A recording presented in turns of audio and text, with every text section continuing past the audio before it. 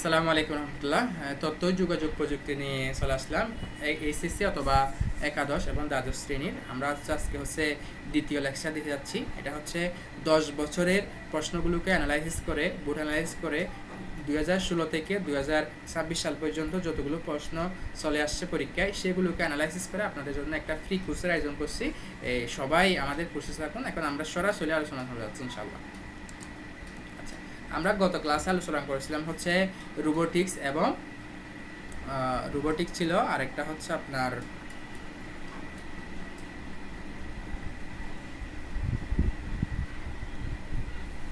আচ্ছা কি ছিল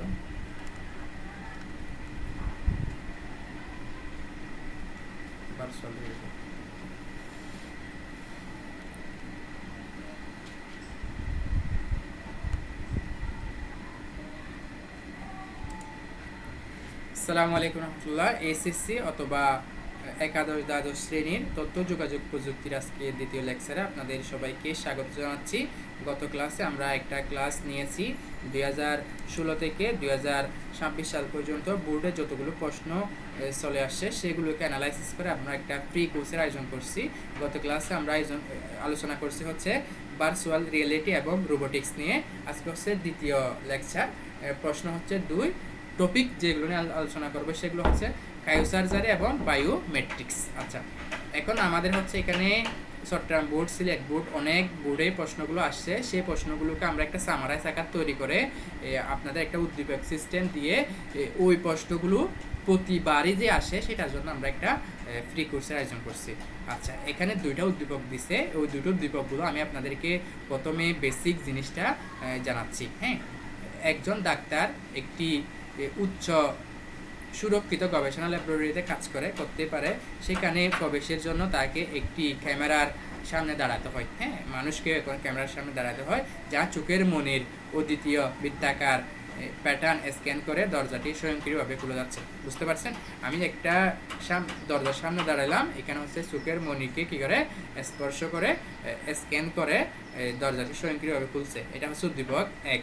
আচ্ছা, এখন আসেন হচ্ছে উদ্দীপক হচ্ছে 2। হ্যাঁ, সরি, এখানে 1 হয়ে গেছে, এটা হচ্ছে দৃশ্যকল্প 2 হবে। হ্যাঁ, ল্যাবের ভিতরে তিনি একজন চর্মরোগীর ত্বকের ক্যান্সার আক্রান্ত কোষ ধ্বংস করার জন্য একটি ক্রায়োপ্রুফের সাহায্যে তরল নাইট্রোজেন গ্যাস প্রয়োগ করে মাইনাস কত ডিগ্রি 196 ডিগ্রি সেলসিয়াস তাপমাত্রায় চিকিৎসা সম্পন্ন করলেন। এতে কোনো রক্তপাত এবং কাটাছেঁড়ার প্রয়োজন হয় না। আচ্ছা, এখন আসেন দুইটা উদ্দীপকে দুইটা জিনিসের আমরা লক্ষ্য করতে পারছি। একটা হচ্ছে আমাদের ডাক্তার হচ্ছে দরজার সামনে দাঁড়াইলে দরজাটা খুলে যাচ্ছে, এটা হচ্ছে উদ্দীপক অথবা দৃশ্যকল্প 1-এর মধ্যে।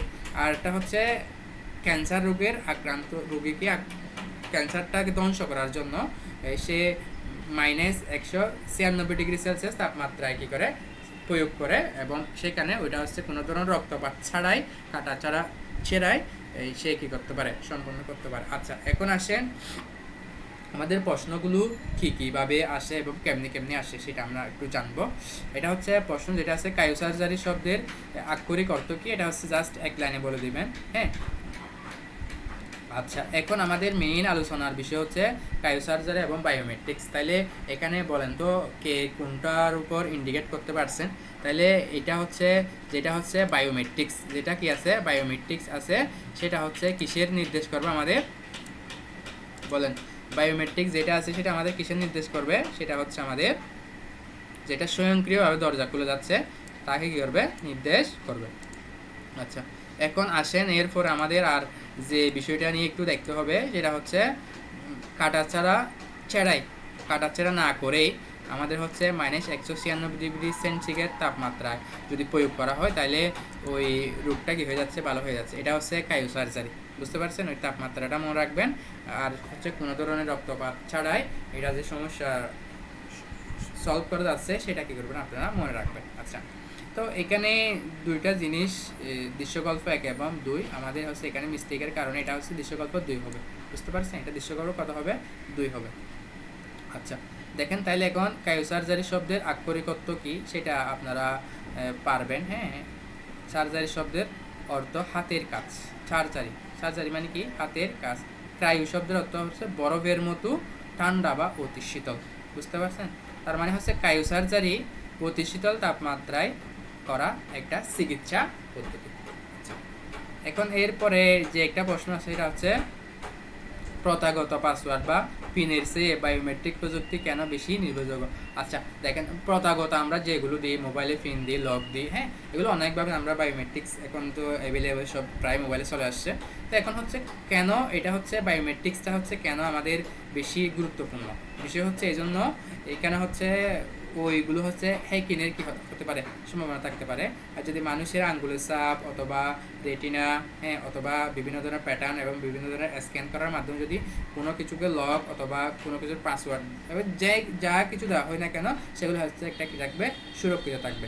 আর যেগুলো সিম্পল পাসওয়ার্ড আমরা নাম্বার দিয়ে ইউজ করি সেগুলো হচ্ছে কি একটু দুর্বল টাইপের হয়ে যায়।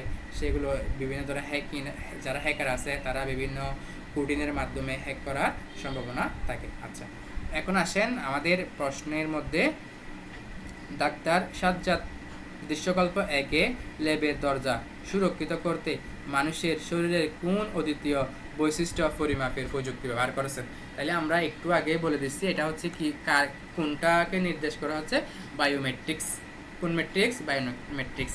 আচ্ছা, বায়োমেট্রিক্স প্রযুক্তির মাধ্যমে রেটিনার আইরিশকে কি করে সে স্ক্যান করার মাধ্যমে ওই জিনিসটা খুলে যাচ্ছে। এখন তাত্ত্বিক আলোচনার মধ্যে আমরা যেটা শিখব সেটা হচ্ছে বায়োমেট্রিক্স হচ্ছে এমন একটা প্রক্রিয়া যে প্রক্রিয়ার মাধ্যমে হচ্ছে মানুষের বিভিন্ন ধরনের অঙ্গ, বিভিন্ন ধরনের অংশ, বিভিন্ন ধরনের চাপ, এটা হচ্ছে পৃথিবীর এবং সারা বিশ্বের আল্লাহ তাআলার একটা সৃষ্টি এবং একটা বড় ধরনের নিয়ামত, এমন যে এটার সাথে অন্য কোনো জিনিসের কি থাকে না, মিল থাকে না। শুধুমাত্র এটা একটা বিশেষ বৈশিষ্ট্যের কারণে এটা সম্পূর্ণভাবে কি করে, আলাদাভাবে কাজ করে।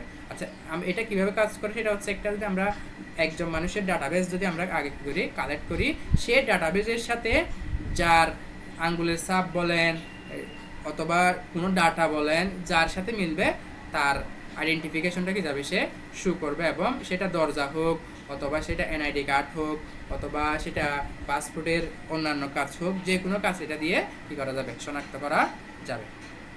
আচ্ছা, এরপর হচ্ছে ধাপ 3-এর মধ্যে আমরা উদ্দীপক বিশ্লেষণের মাধ্যমে যেটা দেখি সেটা হচ্ছে একজন মানুষ অথবা একজন ডাক্তার অথবা একটা পশু, এটা যে কোনো কিছু হতে পারে, হ্যাঁ, বেশিরভাগ ক্ষেত্রে আমরা মানুষের বিশ্লেষণগুলো করে থাকি আর কি এখানে।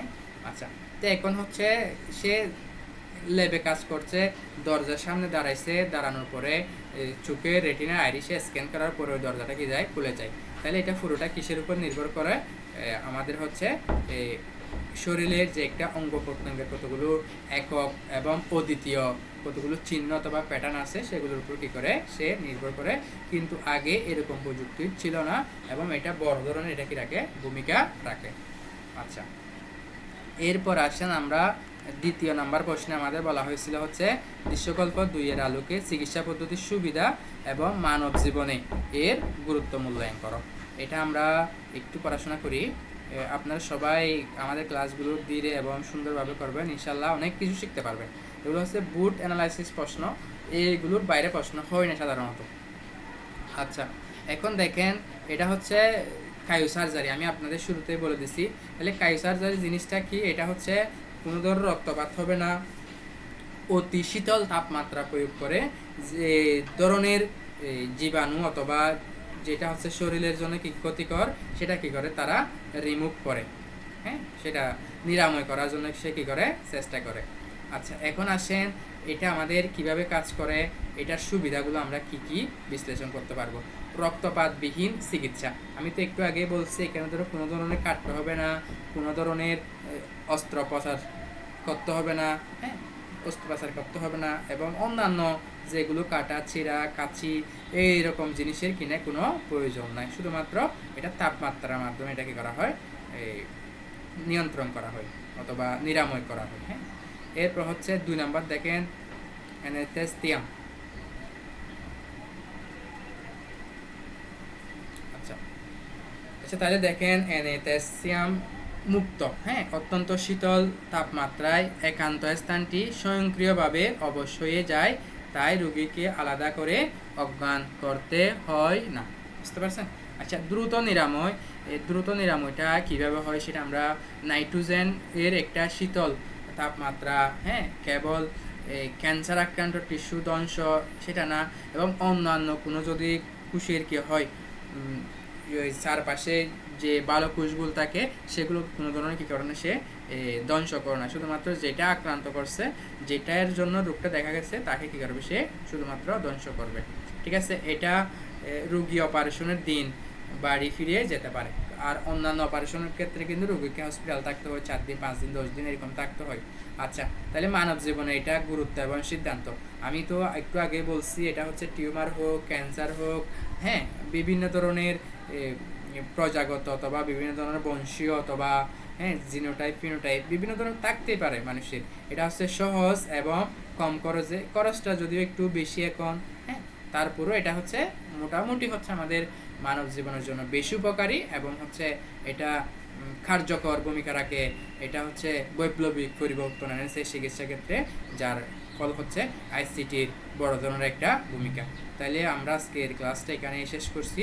সবাই আমাদের সাথে থাকবেন। আমাদের রেগুলার ক্লাসগুলো কিন্তু এখন ধারাবাহিকভাবে চলমান। আজকে আমার 2য় ক্লাস শুরু হয়েছে। আপনারা সবাই আপনাদের পরিচিত বন্ধু বান্ধব যারা আছে তাদেরকে বোর্ড অ্যানালাইসিস প্রশ্নগুলো করার জন্য আপনারা আসতে বলেন। ইনশাআল্লাহ কেউ হতাশ হবেন না। আসসালামু আলাইকুম।